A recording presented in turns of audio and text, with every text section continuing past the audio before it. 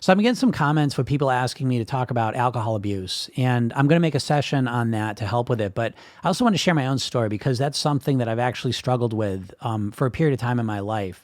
And I was fortunate enough to kind of come out the other side of it a lot better off.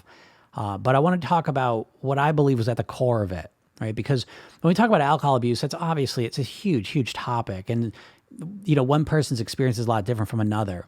But I do think at the core of it, I think that a good way to look at it is that the alcohol is kind of a symptom of a deeper problem, right?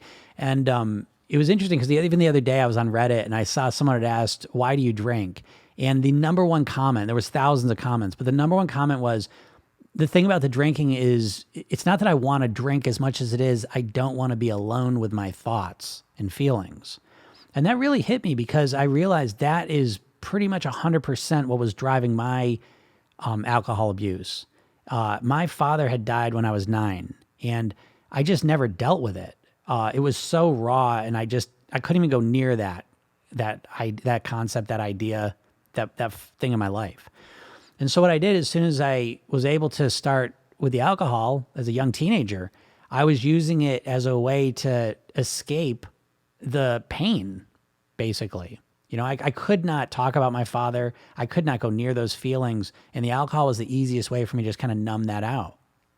And it just got progressively worse. And so how I stopped it was like a miracle to me because like there was a couple month period of my life where all of a sudden I was exposed to NLP, neurolinguistic programming, hypnosis, personal development, yoga, and martial arts. And what those things allowed me to do, especially the yoga and the meditation and the hypnosis, is it allowed me to go inside. It allowed me to be present with my thoughts, but I was keeping my body relaxed while I did it.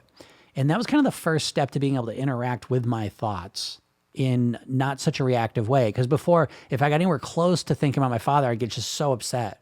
And I didn't like that, And so this was the first time I could think about my father and not just totally get triggered and be reactive to it. And so again, I'm making it sound like it was like it happened instantly. It wasn't. It was a process, that I'm probably still working on, to be honest. But literally, it's been about 27 years that the meditation, the yoga, and the hypnosis, it allowed me to be able to interact with my thoughts and not be reactive to them. And that served me better than I think any other personal skill that I've ever developed in my life. And it helped me with the alcohol. Okay. Now that's the first step. There was more than just that. There was a lot of like kind of technical, how do I drink less? Okay. I never got to the point of having to identify as an alcoholic. Okay. I was able to kind of catch it before that.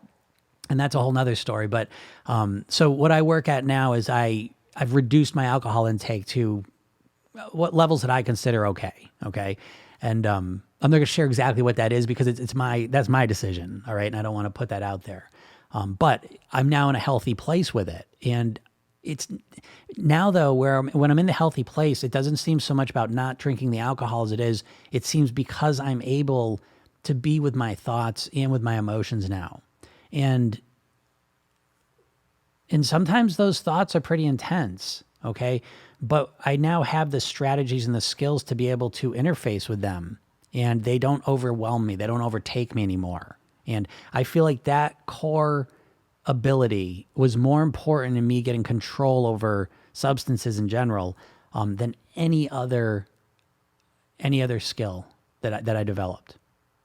So I hope that helps you out. So if you want to move forward with that, reach out to me. Again, the broad picture is meditation, hypnosis, yoga. I think these things are just so helpful because they get right to that core issue so effectively. But again, if you're interested in hearing some more about this, I don't mind going more in depth with it if it'll help you. And as I said, I'll put a hypnosis session that'll help you a bit with it as well. But again, know that you can change this. But again, I think if you look for the deeper reasons, you're going to be much more effective with it.